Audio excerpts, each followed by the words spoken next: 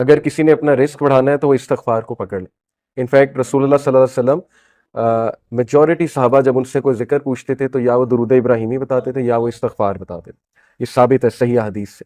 तो इस्तगफार के बारे में एक हदीस ये भी आती है कि रसूलुल्लाह सल्लल्लाहु अलैहि वसल्लम ने फरमाया कि जो शख्स इस्तगफार को कॉन्स्टेंटली अपना लेता है, बहुत ज्यादा कॉन्स्टेंट इस्तगफार करता है, Allah will make a way out of him from every difficulty. Allah ताला उस शख्स के लिए हर मुश्किल से कोई रास्ता निकाल देता है। तो मैंने खुद भी पर्सनली अपनी लाइफ में देखा, आई एम श्योर कि आप लोगों ने भी देखा होगा कि जो बंदा बहुत ज्यादा इस्तगफार करता है उसके मामलात आसान होते हैं, और जो बंदा जितने गुनाहों में पड़ा होता है इस्तगफार जो है नहीं करता है तो फिर जाहिर है कि उसके मामलात फिर बहुत तंग हो जाते हैं, उसकी लाइफ बहुत तंग हो जाती है। इसी तरह सबसे जो बेहतरीन, ये वन ऑफ द फेवरेट आयत है सहाबा की। मेजॉरिटी सहाबा जब उनसे पूछा जाता था कि आपकी फेवरेट आया कौन सी है, सहाबा की आपस की कन्वर्सेशन ये होती थी, बैठकर एक दूसरे से डिस्कस करते थे कि आपकी फेवरेट आया कौन सी है, आपकी फेवरेट आया कौन सी है। तो चैप्टर 39 वर्स नंबर 53 सूरह जुमर वर्स 53, कुल या इबादी अल्लज़ीना असरफू अला अनफुसिहिम ला तक़नतू मिन रहमतिल्लाह, ए नबी कह दीजिए मेरे बंदों से, यहां पर या इबादी तमाम इंसानों से बात हो रही है, अल्लज़ीना असरफू अला अनफुसिहिम जो कि ज्यादती कर चुके हैं अपने नफ्स में, who have cross the limits, असरफू यानी कि इसराफ कर दिया हुआ है, ज्यादती कर दी हुई है उन्होंने अपने नफ्स पर। क्या कहो उन्हें, ला तक़नतू मिन रहमतिल्लाह के अल्लाह की रहमत से मायूस नहीं हो।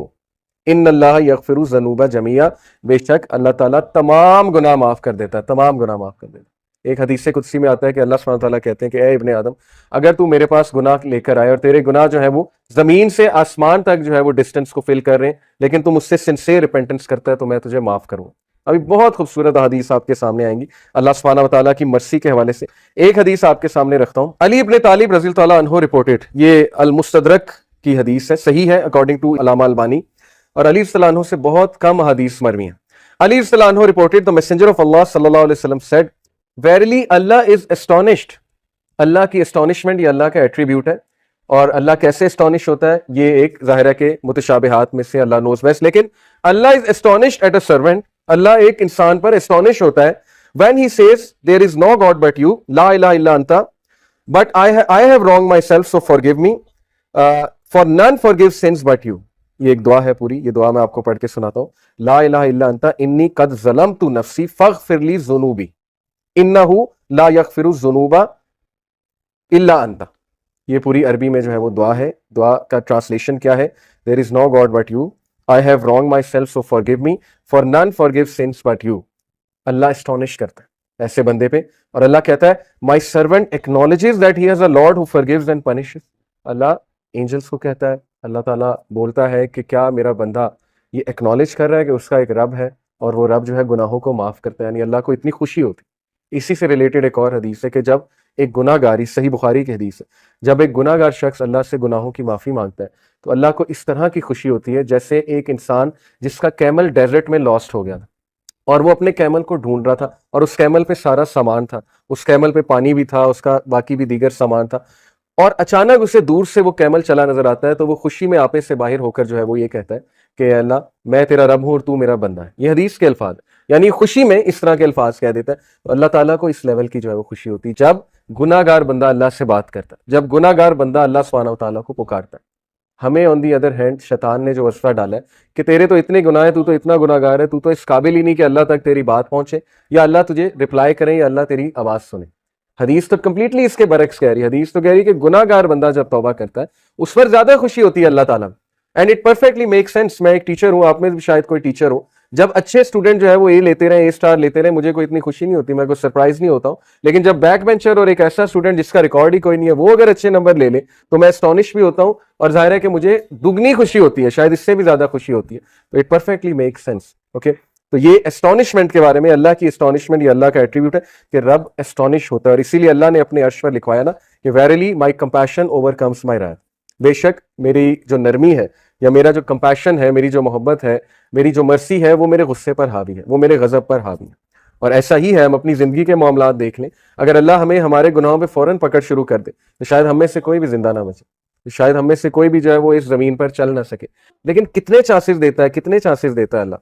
आप यहां से अंदाजा लगा लें कि खालिद बिन वलीद को चांस दिया अल्लाह ने, एक टाइम पे वो दुश्मन है रसूलुल्लाह सल्लल्लाहु अलैहि वसल्लम, अगले ही टाइम पे वो एक ऐसे कमांडर बने कि उनके सैफ अल्लाह का लक़ब उनको दिया गया।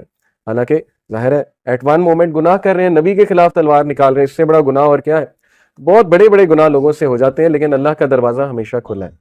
अल्लाह का दरवाजा कभी बंद नहीं होता, इंसान खुद दरवाजा बंद करता है, अल्लाह कभी दरवाजा बंद नहीं करता।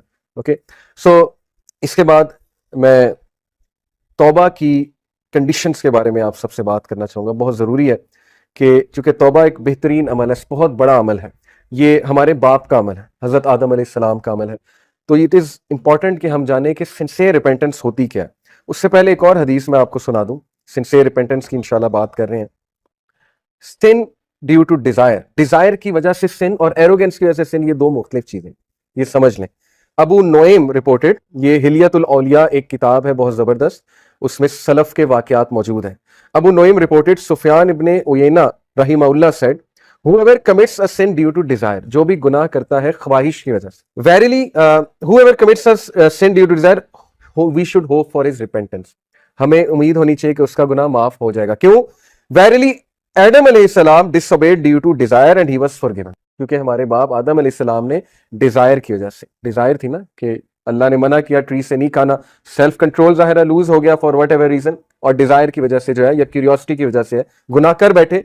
तो उन्होंने कहा, इन्होंने सुफियान इब्ने उयैना ने, कि अगर कोई शख्स डिजायर की वजह से गुनाह करता है तो उसकी माफी है, but if a sin is committed due to pride and arrogance then fear that the perpetrator may be curse, लेकिन अगर कोई शख्स मुतकब्बिर होकर, और जैसे फिरऔन था, अना रब्बुकुमुल आला, तकब्बुर, एक तो गुनाह कर रहा है, बच्चों को मार रहा है, आगे से ऐलान कर रहा है कि मैं रब हूं, मैं जिंदगी देता हूं, मैं मौत देता हूं, तो ये वाला जो सिन है इसके बारे में है कि that person will be cursed. Verily Iblis disobeyed due to pride and he was cursed. उन्होंने कहा, कितना खूबसूरत कंपैरिजन है कि आदम अलैहिस्सलाम ने भी गुनाह किया, लेकिन वो गुनाह डिजायर की वजह से था, फिसल गए, लेकिन इब्लीस का जो गुनाह था वो तकब्बुर की वजह से था, वो प्राइड की वजह से था, तो वो कर्स्ड हो गया, इसीलिए हम उसे रजीम कहते हैं। तो अगर आप किसी को गुनाह में मुब्तला देखें तो उसको पहली तो बात जज ना करें, क्योंकि वो शख्स स्ट्रगल कर रहा है, वो कौन सा प्राइड में कर रहा है। बहुत से ऐसे गुनाह, मुसलमान तो प्राइड में नहीं कर सकता, मैंने तो आज तक ऐसा मुसलमान नहीं देखा जो गुनाह करके